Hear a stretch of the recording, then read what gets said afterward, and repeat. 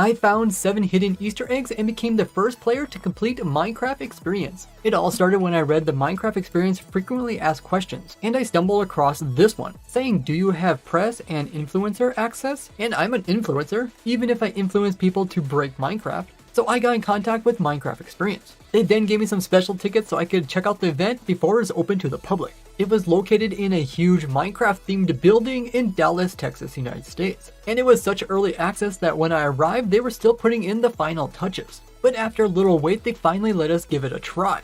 They first gave us these special orbs, which we attached to our arms and would tell us when to gather resources, attack mobs, and move on to the next stage of helping the villagers. Now for this first story, it is called the Villager Rescue. So the whole interactive story was all about rescuing the villagers. This happened because we worked hard to build up a luscious village, and then a zombie horde came in and converted them all into zombie villagers. Now this would have never happened if we would just have built my automatic villager breeder, but since we were in this pickle, we had to gather a bunch of resources in order to convert all these zombie villagers back into our villagers. We started by gathering sugarcane and mushrooms, and then gather snowballs and golden apples. The snowballs are a bit of an odd one, but they will make sense later on. Then we had to mine our way down into the caves where we mined for resources and eventually had to fight skeletons, spiders, and creepers in order to get the gunpowder and spider eyes we needed to make the potions. After gathering up all these resources, we had to go into the nether dimension by actually making a nether portal in real life. This was by far the funnest part. Putting lava and water down and then collecting the obsidian and building a portal, we eventually got the nether portal lit. But going through only got us stuck in between dimensions. But we eventually found our way into the nether dimension where we had to cross this lava lake. After parkouring across, we then used our snowballs to take on a bunch of nether mobs. Once we cleared them all out, we then got attacked by blazes, which is the last ingredient we needed for the potion. So using our snowballs, we actually hit the blazes, collecting all the blaze rods, and even took on a boss blaze. With these final ingredients, we went out of the nether dimension and placed all our ingredients into the brewing stand. Once we brewed up the potions, we were able to rescue all the villagers by converting them back. Afterwards, we browsed all their villager experience merchandise and got appetizers, and there was also some Minecraft themed drinks. It definitely made you think of the different Minecraft potions with the different colors, and even some of them were alcoholic. Then we got to chat with the developers and the staff of the event. This is where I learned the first juicy information. That is when it comes to the new Minecraft Experience Cape. They will email out the Cape code 1 week after attending. And then that code is used here on the Minecraft Redeem page, which will get you the cape in Bedrock Edition, and then after a little bit of delay, it will also show up on your Java Edition. And since I was the very first person to complete the event, I'll be the first person to get the cape. But there is some downsides to being first, as there was some glitches during the event. And as you guys know, I love finding glitches in Minecraft, and this was no different for the event. So after talking to one of the Mojang developers, Craig Lee, who actually worked on a lot of different Minecraft things throughout the years, including helping with the Glow Squid and the Minecraft Championship 15-year anniversary cape, he told us that there's at least 3 things that are incorrect inside of the Minecraft Experience event. But before we head off to try to find these Easter eggs, he also told us of a funny story that when they were actually building this event, during the water scene, he noticed that they put in a silverfish swimming through the water. And he asked him, why is there a silverfish in the water? And they said they searched up the word fish and they found this Minecraft mob called a silverfish. So they added the silverfish into the ocean. This is really funny, but let's just say he made sure that they removed that because silverfish are not actually aquatic fish. So after having a good chuckle about this, I went back into the event looking for these Easter eggs. He did tell me that 2 of them were in the beginning wood scene with all these trees. This also gave me a great opportunity to take a look at all the different detail that was actually in the game, rather than being so focused on the actual gameplay. There was these really well built mobs throughout the game. There's pigs, iron golem, a chicken, a bee, and they were actually so well built that you could actually sit on them and climb on the different block parts. But I continued to look for these Easter eggs. He did give kind of a hint saying that these were Easter eggs that were physical objects, so they were difficult for them to fix, compared to problems that were actually on the screens, which are actually Minecraft things that they put into the Unreal Engine and animated them for this experience. And all of it's being displayed on these massive screens, which are actually cloth screens, which are actually having the images projected onto with projectors. And when it comes to the player moving the orbs, there's actually these LiDAR detectors that are getting the location of the orb, and it can tell what type of actions you are doing based off where you are standing compared to what's being displayed on the projection.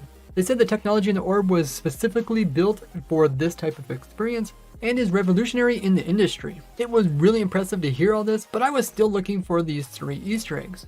I did notice some subtle things like these flower forest flowers being in a dark oak forest, as well as the village in this image here actually being a cursed village, just like you find in real Minecraft. Like a village can end up replacing blocks but leaving some in the air, like this sand here which fell down on top of this roof.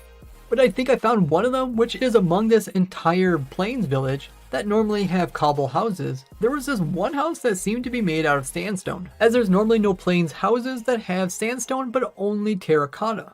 Now, while I was looking for the other Easter eggs, I was reminded of something that the Mojang developer said, and that is the iconic look of this new villager rescue cape. He helped come up with the idea of the two different faces, one being the villager zombie and one being the cured villager. And this inspiration came from the comics with the split faces, one being the evil one and one being the nice one. He also mentioned that they're coming out with a replica of this cape, but in real life, that will be sold in their little merch store after the event. But I wasn't able to purchase it as it wasn't going to come in until a few days. Now, getting back to finding those Easter eggs, I did find some more interesting things. Like during this scene here, the zombie walks right through this wall here. Now what's really crazy about this event is that everything you see here has to get packed up into 3 semis and shipped across the country to the next location where they're going to set it up. But they did say that the next location isn't even known yet, as they're looking for places that can actually fit this enormous set, as the walls are 15 feet high and it takes approximately 20,000 square feet in order to hold it all. But they do plan on taking it to other locations in North America, as well as South America, Europe, and even in Asia. They also mentioned they could do groups as big as 25 at a time and as much as 1,000 people a day. They also sold over 10,000 tickets so far. He also mentioned how they work really hard not to lose the unique feel of Minecraft over the 15 years of them developing it. And they listened closely to the players' feedback, which was really reassuring to hear.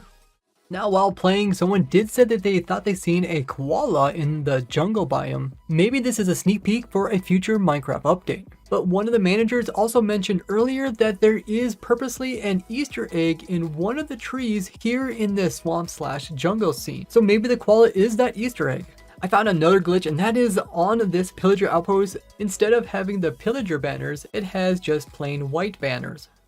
This Minecraft Experience event is really nice as it fits in that niche that the Minecon did, yet not so big that it gets overwhelming. It's definitely the type of event where you want to take other people that are really into Minecraft along with you. As I did end up playing the game with some people that didn't know anything about Minecraft, but somehow were invited to this event because they were influencers in the city of Dallas. I definitely think they could have done a better job at picking what type of influencers should actually have attended this first time look event. But it was definitely designed to also help people that never played Minecraft walk them through the story. Speaking of story, the actual story of this Minecraft rescue was supposed to be a longer story, including taking the player into the end dimension. But they said that it got too long, so they had to shorten it down. But it was advertised that the event was going to be about an hour long, where the actual event was about 30 minutes long. I was pretty surprised by this, and I think other people are going to be disappointed by this fact as well.